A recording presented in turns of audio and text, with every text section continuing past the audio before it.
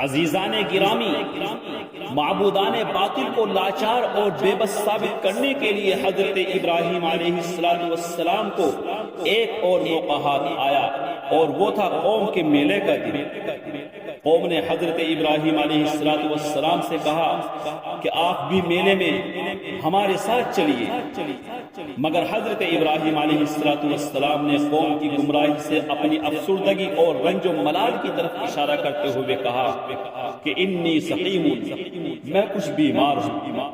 قوم حضرت ابراہیم علیہ السلام کو چھوڑ کر میلے میں چلی گئی۔ حضرت ابراہیم علیہ السلام اٹھے، کلاڑی ہاتھ میں لی اور قوم کے سب سے بڑے بت خانے میں پہنچ گئے۔ انہوں نے دیکھا کہ بتوں کے سامنے طرح طرح کے چڑھاوے کے کھانے موجود ہیں۔ حضرت ابراہیم علیہ السلام نے طنزیہ لہجے میں بتوں کو خطاب کر کے فرمایا کہ یہ سب موجود ہے، تم کھاتے کیوں نہیں؟ میں تم سے بات کر رہا ہوں، تم جواب کیوں نہیں دیتے؟ الا تأکلون ما لکم لا تنطقون، کیوں کھاتے نہیں؟ تمہیں کیا ہو گیا ہے؟ تم بولتے کیوں نہیں؟ پھر بڑے بت کو چھوڑ کر سبھی کو توڑ ڈالا اور بڑے بت کے کاندھے پر کلہاڑی رکھ کر چلے آئے، جس کا نقشہ اللہ رب العزت نے قرآن کریم کے اندر کھینچا ہے۔ اللہ رب العزت نے ارشاد فرمایا فَجْعَلَهُمْ جُذَاذًا إِلَّا كَبِيرًا لَهُمْ، پس حضرت ابراہیم علیہ السلام نے سب کو ٹکڑے ٹکڑے کر دیا مگر بڑے بت کو چھوڑ دیا۔ جب لوگ میلے سے واپس آئے اور بت خانے کا یہ حال دیکھا تو بہت برہم ہوئے، غصہ ہوئے اور تحقیق شروع کی کہ یہ کس نے کیا ہے۔ ایک دوسرے سے پوچھتے رہے، آخر کچھ لوگوں نے کہا کہ یہ ابراہیم کی ہی حرکت ہوگی، کیونکہ وہی ہمارے معبودوں کو برا بھلا کہتا رہتا ہے۔ حضرت ابراہیم علیہ السلام بلائے گئے اور ان سے کہا اَأَنْتَ فَعَلْتَ هَذَا بِآلِهَتِنَا يَا إِبْرَاهِيمُ، اے ابراہیم کیا تو نے ہمارے معبودوں کے ساتھ یہ کیا ہے؟ اے ابراہیم کیا ہمارے معبودوں کو تو نے ہی توڑا ہے؟ حضرت ابراہیم علیہ السلام سے جس وقت یہ سوال ہو رہا تھا، قوم کا ایک مجمع کثیر موجود تھا، ایک بہت بڑا مجمع موجود تھا، کاہن، مذہبی پیشوا اور سرداران قوم بھی کھڑے تھے، اور سب کے کان حضرت ابراہیم علیہ السلام کے جواب کی طرف لگے ہوئے تھے کہ دیکھتے ہیں کہ حضرت ابراہیم علیہ السلام اس پر کیا جواب دیتے ہیں۔ حضرت ابراہیم علیہ السلام نے دیکھا کہ بتوں کو بے حیثیت اور بے وقع ثابت کرنے کا اس سے بہتر موقع ہاتھ نہیں آئے گا۔ آج سبھی لوگ دیکھ لیں گے کہ ہمارے یہ مٹی اور پتھر کے معبود کتنے بے جان، کتنے کمزور اور کتنے لاچار اور بے بس۔ حضرت ابراہیم علیہ السلام نے فرمایا بل فعلہ کبیرہم ھذا فاسألوہم ان کانوا ینطقون، بلکہ ان کے بڑے نے یہ کیا ہے، بس اگر یہ بت بولتے ہو تو انہی سے پوچھ لو۔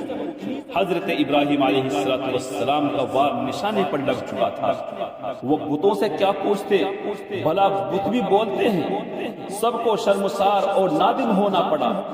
مذہبی پیشواؤں اور کاہنوں کا برا حال تھا، ان کی بڑی ذلت و رسوائی ہو رہی تھی کہ جن بتوں کو وہ حاجت روا اور مشکل کشا سمجھتے تھے اور ساری قوم کو جن کے آگے سر نگو ہونے پر مجبور کرتے تھے، وہ اتنے بے حیثیت اور بے وقعت نکلے کہ اپنی حفاظت بھی نہ کر پائے اور نہ ہی یہ بتا سکتے ہیں کہ ان کو کس نے توڑا ہے۔ ٹوٹے ہوئے بت کو کیا بتاتے، بڑا بت جو محفوظ تھا وہ بھی نہ بتا سکتا تھا۔ شرمندگی اور ندامت سے عرق عرق ہو کر سر جھکا لیا، پھر کہنے لگے لقد علمت ما هؤلاء ينطقون، اے ابراہیم علیہ السلام آپ اچھی طرح جانتے ہو کہ یہ بولتے نہیں۔ گویا بتوں کی عاجزی اور درماندگی کا اعتراف خود ان کے پرستاروں اور پجاریوں نے کر لیا۔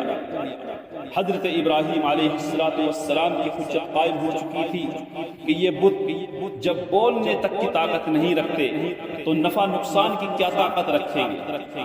اب وقت آ گیا تھا کہ اللہ کی ربوبیت اور قدرت و حاکمیت کا اظہار کرتے ہوئے قوم کو ایمان باللہ کی دعوت دے دی جائے۔ چنانچہ حضرت ابراہیم علیہ السلام نے فرمایا افتعبدون من دون اللہ ما لا ينفعکم ولا یضرکم اف لکم ولما تعبدون من دون اللہ افلا تعقلون۔ کیا پس تم اللہ کو چھوڑ کر ان چیزوں کی پوجا کرتے ہو جو نہ تم کو کوئی نفع دے سکتی ہے نہ نقصان، تم پر افسوس ہے اور تمہارے ان معبودوں پر بھی جن کو تم خدا کو چھوڑ کر پوجتے ہو، تم عقل سے کام کیوں نہیں لیتے؟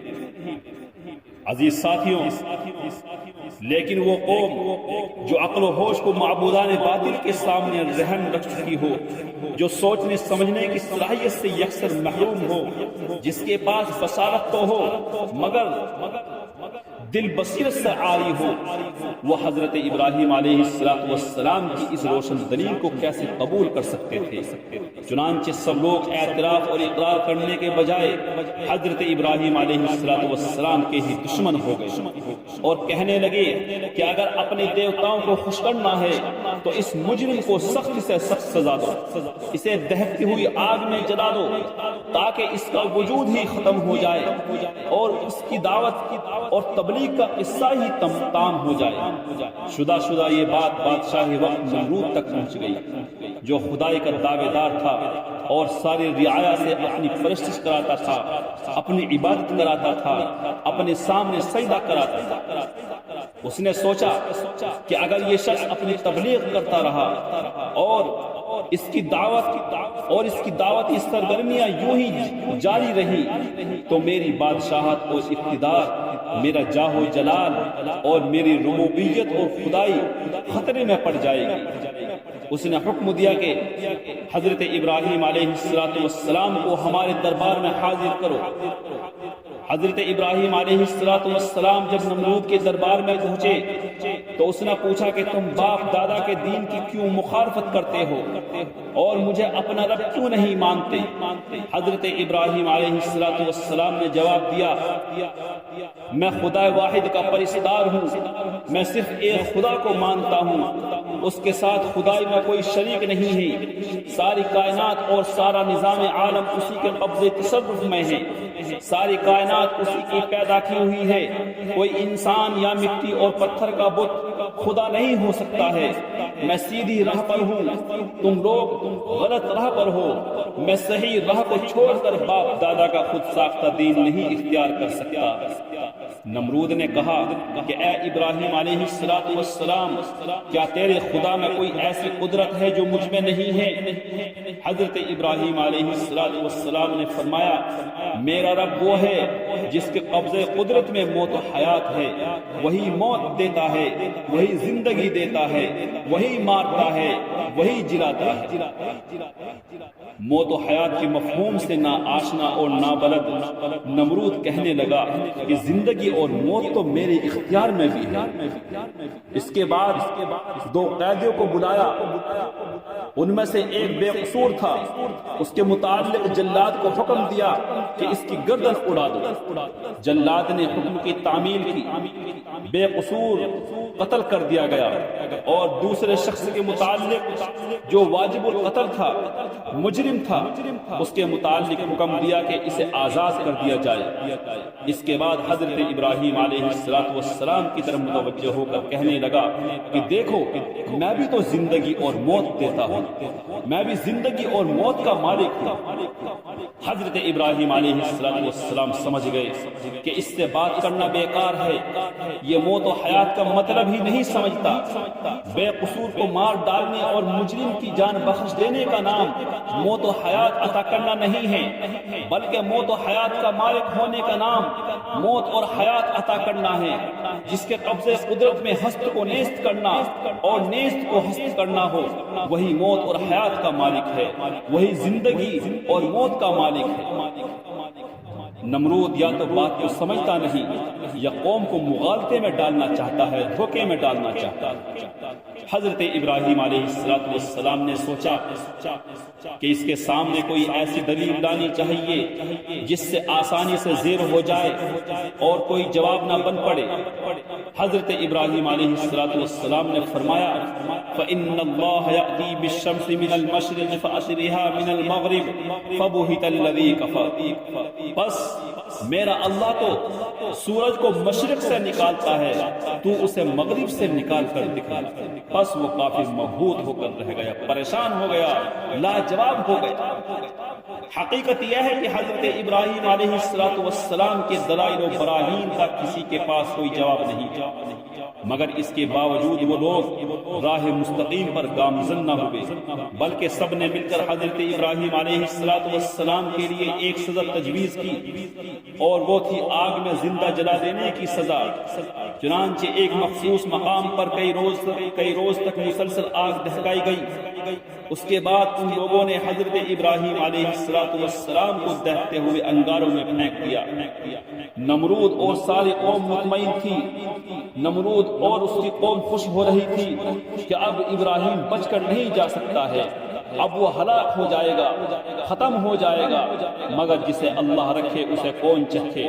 حضرت ابراہیم علیہ السلام کا بال بیکا بھی نہ ہوا، دہتی ہوئی آگ، لپکتے ہوئے شعلے اللہ کے حکم سے گرو گلزار بن گئے۔ جس اللہ نے آگ کے اندر جلانے کی صلاحیت رکھی ہے، اسی نے اس آگ کی صلاحیت کو بے اثر کر دیا، اور حضرت ابراہیم علیہ السلام کے حق میں وہ آگ بردوں و سلامن یعنی سلامتی والی اور ٹھنڈی آگ بن گئی۔ قرآن کریم کے اندر اللہ رب العزت نے ارشاد فرمایا ہے، قلنا یا نار کونی بردا وسلاما علی ابراہیم، کہ ہم نے کہا اے آگ ابراہیم پر سرد اور سلامتی والی آگ بن جائے۔